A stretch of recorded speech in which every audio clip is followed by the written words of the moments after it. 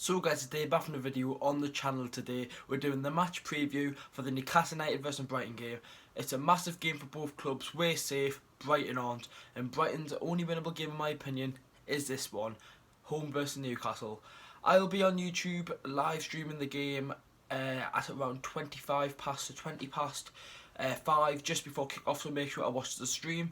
If you go to the game, enjoy it, and there will be a video after the game, me talk about the game and stuff, and it's a massive game. Sorry that there's only this video.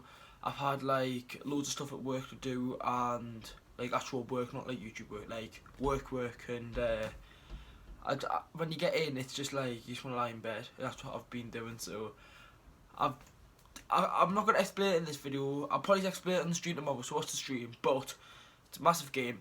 We're going to be starting off by talking about Brighton, their last 6 games and their key players and such, and then we're going to Newcastle. So it's a massive game. This game could determine if Rafa Benitez stays. If we win, it could. If we lose, he might go. So let's get into it. Let's start off with Brighton.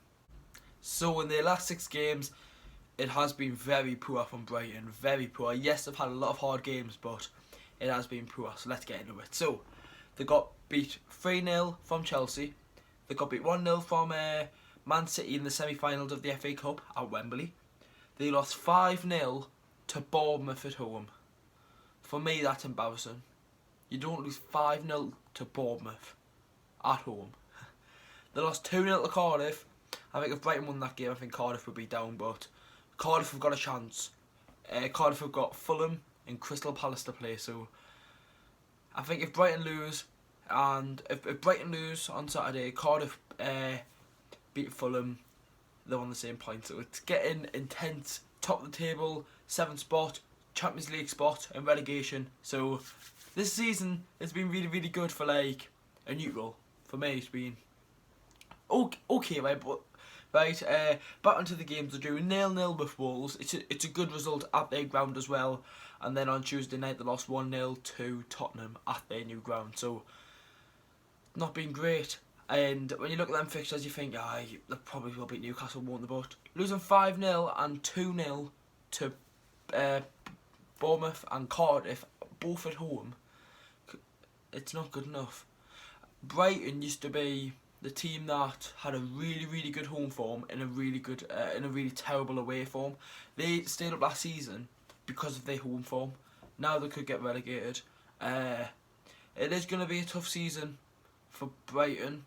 Yes, they got the semi-finals of the FA Cup, but when you look at what's happened in 2019, it's not been a great year, and I can't remember if they signed anyone in January major, but we'll have to just see. When we got onto Newcastle, we'll talk about Newcastle and stuff, but got a lot of talk about Newcastle, but we'll get on to Brighton's key players, if they've got any. So Brighton's squad hasn't played well this season, we can see that, but in the first half I thought they had their team secured and stuff, and they had their team ready. One player who came to St James's Park and done quite well and had a good performance against Wolves is Kyle, who got the goal. I think he's a decent player. I thought he was a regular starter for Brighton, but he hasn't started in ages, and he came back against Wolves and they didn't lose. So I think he will start on Saturday for Brighton. Any Brighton fans, let me know. Obviously I watch Fusion's vlog, a massive Brighton vlogger. Obviously I try to take some notes from his point of view. So obviously Kyle, their defence for me is quite good. They've got Matty Ryan in goal, and the 2 centre backs, Lewis Dunk and Shane Duffy. Yes, on paper from their last 6 games they've been shit, but overall Lewis Dunk's had an England call up. He must be doing something better than Lascelles, because Lascelles still hasn't had an England call up. But yeah, I do rate their 2 centre backs, and I'll get on to Newcastle, but we could potentially play in 2 strikers in this game. So who else is there? Jahanbakhsh hasn't hit it for me. I think you can see he's got talent, we all know that, but Jahanbakhsh hasn't really hit it at Brighton, and it's unlucky for him because obviously I think he had his injury and stuff, but we'll have to see. Their strikers, right, they've got Glenn Murray, Locadia and Andone.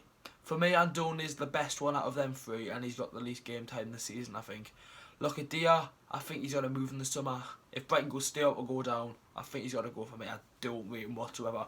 Watching him on Match of the Day, I'm like, thank God we've got someone like Rondon who can just take control of the strike position. They really haven't.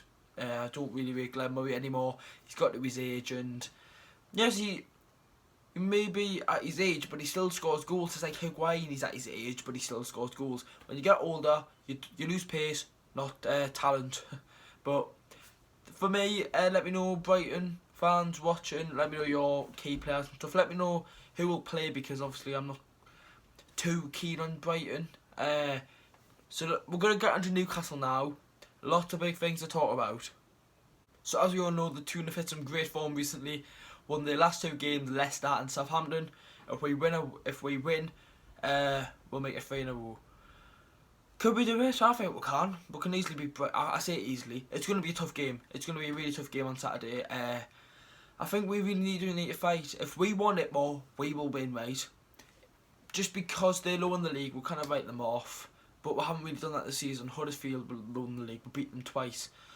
Cardiff at home beat them. Fulham still got to play them last game of the season, so we don't really know yet. But we need to pick up 3 points for me. If we want to go for 10th or 11th, you could say, we need to pick up 3 points. It's still possible that we can go to Europe. No, it's not actually. We kind of go on Europe, people. But if we can get 10th, that'll be better than last season, because the situation at the club at the start of the season, how we've built up our squad with our signing of Miguel Almiron and stuff, and it would be so much nicer to get 10th. I think we'll get 12th, 11th or 13th. That's where I think we will finish. I think we'll get results in all our remaining games. I think we will get a result at Liverpool. You'll see the match previews and all them videos very soon on the channel next week. And Fulham, I think we will pick up some sort of point or 3 points. I think we do need to end off the season well. If we lose all these 3 games, I think Rafa Benitez will go. I think if we win them all, or even lose against Liverpool and pick up 3 points against Brighton and Fulham, I think that will convince Rafa Benitez to stay as Newcastle manager next season. I've seen some stuff, right, and Rafa Benitez is basically he's kept on saying it for the last 2-3 weeks, right. He wants to be a club that can finish 7th to 10th, and that's all we want as well. We don't want to be top of the league. Well, we do, but we're not expecting to be top of the league, right? We don't want to be top of the league. We don't want to be Champions League. Yes, maybe Europe in the next couple of years if we've still got Rafa Benitez and maybe he's a new owner. But you can see Rafa Benitez is frustrated with the players that he's had to bring in, because Mike Ashley won't give him any money. I don't want to be talking about Ashley much in this video. I'm just going what he said off his press conference, and he wants to be in that 7th to 10th channel. So he wants to be in the mix with later Watford. Watford? They've got a stadium full of 20. Don't get us wrong, Watford are a fantastic team, right? They've got 22k stadium or something, right?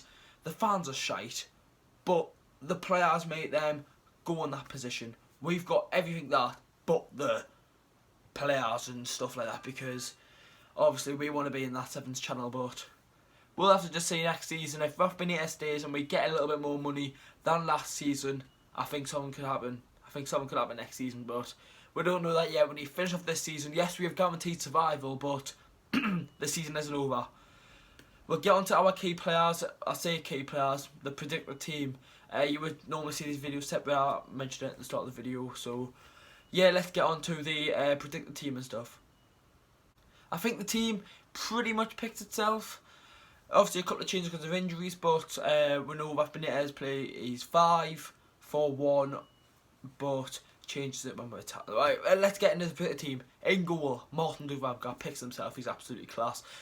If he can get at least 1 more clean sheet, 11 clean sheets for the season, he's got more than De Gea. He's nearly got more than Lloris. Superb, Martin Dubravka. Right wing back, Javier Manquillo. Yedlin, I hope he goes in the summer. I think he's shit. Manquillo's done a good job. To be fair, I thought he was quite good against Southampton. He's normally better away from home, Manquillo, right? I don't know what that is, but he just hasn't really had that amazing game at St James Park. You never know. It could be against Liverpool's former team. 3 centre-halves, Shaw, Lascelles and Dummett. It picks itself. Yes, Shaw got the injury, but it looks like he'll be all good. Obviously Paul Dummett was fantastic against Southampton, and Jamal Lascelles is the captain. Obviously he's going to start centre back. Left wing back, Matt Ritchie, of course, he's done really good there recently. We know that he gets up the pitch, but also he'll come back and help the team defend. That's what we want to see. Two centre midfielders. Diarmi needs 2 starts out of the next 3 games. The 2 centre midfielders I'm picking are Key and Hayden. I think Diarmi is going in the summer. I think he is going, and it's not nice to see. Wait a second. I think he will go. Thought that Pep, I'll get it down you. But I think he will go in the summer. He's said something like, thank you for the memories, Newcastle, so it looks like he will be going, and he is getting to his age. He might just retire, I don't know. But Mo Diarmi, if you do go, thank you for everything, Big Mo. The attack. Miguel Almiron is injured. Any Brighton fans watching, you are very lucky, because your defence would have been on the floor. Their ankles would have been twisted because of Miguel Almiron. Right, Miguel Almiron's replacement is either Kennedy, Atsu or Muto. I've seen something on the Facebook stuff, and everybody wants to say Muto. I've even got the back of the shirt, man. You see, Muto 13. I do want to see him on Saturday, I really do. He played against Brighton last season because Bondon was injured and stuff, but I've got a feeling he might play Atsu. I want to say Muto. If he doesn't start Muto, it's not going to look good for his future at Newcastle. Jose Perez, hat-trick hero against Southampton. That vlog was class, go and watch it. Of course he's going to start. And Salomon Rondon up top. Anyways, people, let me know your particular team. Let me know your thoughts going into the game. It would mean a lot if you could go and subscribe to the channel. We're trying to hit 6k by the end of the year. It is very possible, but I've got to do it with you guys subscribing, so it would mean a lot. I do a lot of work on Instagram too, where I do a lot of like not what I was going to say off the field, like loads of stuff off YouTube and stuff. So I'll post stuff like players' birthdays and all, and like remember stuff and that. So go and follow the Instagram, it would mean a lot. But anyways, thanks for watching, leave a like, subscribe if you're new, and I'll see you off again tomorrow. How are the lads? Up the mags.